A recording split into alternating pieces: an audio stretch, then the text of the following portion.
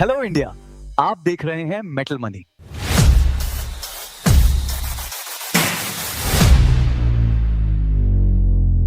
आज मैं आपसे एक ऐसा सवाल पूछने वाला हूं जो आपकी पूरी दुनिया हिला सकता है। जिस 500 के नोट के लिए आप दिन रात मेहनत करते हैं, पसीना बहाते हैं, क्या होगा अगर मैं आपसे कहूं कि वो सिर्फ एक भ्रम है, एक ऐसा कागज जिसका कोई वजूद नहीं है। इतिहास में कई बार ऐसा हुआ है कि लोग रातों रात अमीर से भिखारी बन गए क्योंकि उन्होंने पैसे के असली मतलब को नहीं समझा था। आज जो आपकी जेब में है, क्या वो वाकई पैसा है या सरकारों द्वारा दिया गया एक उधार का पर्चा? चलिए आज मैं आपको शून्य से समझाता हूं कि पैसा क्या है और भविष्य में क्या होने वाला है। दोस्तों चलिए आज से करीब 10,000 साल पीछे चलते हैं। उस दौर की कल्पना कीजिए जहां न कोई बैंक था, न एटीएम और न ही आपकी जेब में रखा ये बटुआ। उस समय इंसान कबीलों में रहता था। अगर मुझे भूख लगी है और मुझे अनाज चाहिए तो मैं क्या करूंगा? उस समय जन्म हुआ बार्टर सिस्टम का, जिसे हिंदी में वस्तु विनिमय कहते हैं। सरल भाषा में कहें तो सामान के बदले सामान। रिसोर्स ही पैसा था। उस दौर में पैसा कोई सिक्का नहीं था। पैसा वो संसाधन थे जिन्हें हम रोजमर्रा की जिंदगी में इस्तेमाल करते थे। अगर आप किसान हैं तो आपके लिए अनाज पैसा था। अगर आप शिकारी हैं तो आपके लिए मांस या खाल पैसा थी। कहीं कहीं तो नमक, मसाले और साफ पानी को भी पैसे की तरह इस्तेमाल किया जाता था। अगर किसी ने आपके घर की दीवार बनाई, सर्विस दी, तो आप उसे बदले में 10 बोरी अनाज दे देते थे। यानी आपकी मेहनत का मूल अनाज से तय होता था। सुनने में तो ये बहुत आसान लगता है ना? तुम्हें ये चाहिए, मुझसे ले लो, मुझे वो चाहिए, तुम दे दो। लेकिन इसमें कुछ ऐसी गंभीर समस्याएं थीं जिन्होंने इंसान को पागल कर दिया था। मान लीजिए मेरे पास एक गाय है और मुझे जूता चाहिए। मैं मोची के पास गया, लेकिन मोची कहता है, भाई मुझे गाय नहीं चाहिए, मुझे तो बकरा चाहिए। अब सोचिए, मेरे पास गाय है पर मुझे जूता नहीं मिल सकता क्योंकि मोची को कुछ और चाहिए। अब मुझे पूरे गांव में ऐसा आदमी ढूंढना होगा जिसके पास बकरा हो और उसे मेरी गाय चाहिए हो, ताकि मैं बकरा लेकर मोची को दे सकूं। ऐसे इसमें और भी समस्याएं थी। अब इंसान एक ऐसी चीज की तलाश में था जो अमर हो, जिसे दुनिया के किसी भी कोने में ले जाया जा सके। और तभी इंसान की नजर पड़ी दो चमकती हुई धातुओं पर, सोना और चांदी। सोना और चांदी ही क्यों? दुनिया ने लोहे या तांबे को ही पैसा क्यों नहीं मान लिया? इसके 5 बड़े कारण थे जिन्हें आपको ध्यान से समझना चाहिए। स्कैर्सिटी, दुर्लभता। सोना और चांदी जादुई है क्योंकि इसे लैब में बनाया नहीं जा सकता। इसे पाने के लिए खून पसीना एक करके पहाड़ों को खोदना पड़ता है। ड्यूरेबिलिटी, अमरता। अनाज सड़ जाता है पर सोना और चांदी, आप इन्हें समुद्र में फेंक दें या हजारों साल तक जमीन में गाड़ दें, ये वैसा ही चमचमाते हुआ निकलेंगे। डिविजिबिलिटी, विभाज्यता। सोने को पिघलाकर छोटे छोटे सिक्के बनाए जा सकते थे। अब आपको एक जोड़ी जूते के लिए आधी गाय काटने की जरूरत नहीं थी, बस एक छोटा चांदी का सिक्का देना काफी था। एक्सेप्टेबिलिटी, वैश्विक स्वीकार्यता। आप भारत में हो, रोम में हो या चीन में, हर कोई सोने को पहचानता था। ये दुनिया की पहली इंटरनेशनल करेंसी बन गई। और भी बहुत से कारण थे। सब कुछ ठीक चल रहा था, दुनिया खुश थी।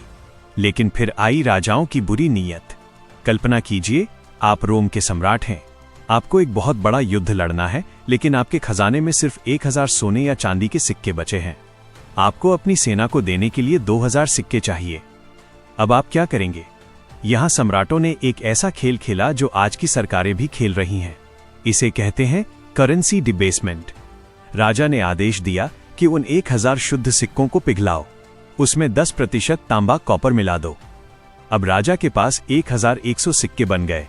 देखने में सब बराबर थे, लेकिन ये 10% पर ही नहीं रुका। अगले राजा ने उसमें 25% तांबा मिलाया। सिक्के थोड़े धुंधले होने लगे। ऐसे ही करते करते कुछ साल में सिक्का सिर्फ तांबे का था, उस पर बस चांदी की एक पतली परत चढ़ा दी गई थी। राजा को लगा कि उसने जनता को बेवकूफ बना दिया, लेकिन जनता बेवकूफ नहीं थी। दुकानदारों ने देखा कि अब सिक्कों में वो पहले जैसी खनक, साउंड नहीं है। जब वे सिक्कों को पत्थर पर पटकते तो असली चांदी की आवाज नहीं आती थी। परिणाम क्या हुआ? महंगाई, हाइपर इन्फ्लेशन। दुकानदार ने कहा, अगर तुम मुझे ये नकली सिक्के दोगे तो मैं एक बोरी अनाज के बदले एक नहीं बल्कि 50 सिक्के लूंगा। रातों रात कीमतें आसमान छूने लगी। ट्रस्ट ब्रोकन, भरोसा टूटा। लोगों ने नए सिक्कों को लेना बंद कर दिया। वे पुराने असली चांदी के सिक्के छुपाकर रखने लगे और बाजार में सिर्फ खोटा पैसा फेंकने लगे। दी एम्पायर फेल। जब सेना को देने के लिए राजा के पास असली चांदी नहीं बचा तो सैनिकों ने लड़ने से मना कर दिया। रोम जैसा महान साम्राज्य इसी नकली पैसे की वजह से अंदर से खोखला होकर गिर गया। अब आप सोच रहे होंगे, सर ये तो हजारों साल पुरानी कहानी है, हमारा इससे क्या लेना देना। मेरे दोस्त, इतिहास खुद को दोहरा रहा है। तब राजा सोने चांदी में तांबा मिलाते थे। आज की सरकारें बिना किसी गोल्ड सिल्वर बैकअप के बटन दबाकर हजारों करोड़ रुपए प्रिंट कर रही हैं। आज की दुनिया पर नजर डालिए। 1971 के बाद दुनिया की किसी भी करेंसी के पीछे सोना नहीं है। इसे फियाट करेंसी कहते हैं। पहले नोट का मतलब होता था कि बैंक में उतना सोना रखा है। आज नोट का मतलब सिर्फ सरकार का वादा है। आज जब सरकारों को पैसों की जरूरत होती है, वे बटन दबाकर अरबों डॉलर या रुपए प्रिंट कर देते हैं। जैसे रोमन राजा सिक्के में तांबा मिलाते थे, वैसे ही आज की सरकारें मार्केट में बिना मेहनत का पैसा, प्रिंटेड मनी मिला रही हैं। जब बाजार में पैसा ज्यादा हो जाता है तो आपकी बचत की वैल्यू कम हो जाती है। इसीलिए जो घर आपके दादाजी ने 10,000 में लिया था, आज वो 1 करोड़ का है। घर वही है, बस आपके पैसे की ताकत खत्म हो गई है। अब सवाल आता है, भविष्य में क्या होगा? इसे हम सटीकता से कैसे प्रिडिक्ट करें? इतिहास का एक नियम याद रखिए, जब भी पैसा बेईमान होता है, लोग ईमानदार पैसे की तरफ लौटते हैं। अब लोग कागज के टुकड़ों पर भरोसा कम कर रहे हैं और सोना, चांदी, जमीन या ऐसी चीजों की तरफ भागेंगे जिन्हें सरकारें बटन दबाकर पैदा नहीं कर सकती। हम एक बहुत बड़े करेंसी कोलैप्स की तरफ बढ़ रहे हैं, बिल्कुल रोम की तरह। तो दोस्तों, आज का सबक ये है, पैसा वो नहीं है जो सरकार आपको देती है। पैसा वो है जिसकी सप्लाई सीमित हो और जिसे बनाने में असली मेहनत लगे। अगर आप अपनी मेहनत को बचाना चाहते हैं तो उसे ऐसी चीज में रखें जिसे कोई प्रिंट ना कर सके। सोचिए, अगर कल सुबह आपके नोट सिर्फ कागज बन जाएं, तो आपके पास ऐसा क्या बचेगा जिसकी वैल्यू पूरी दुनिया में हो? जवाब आपको खुद मिल जाएगा।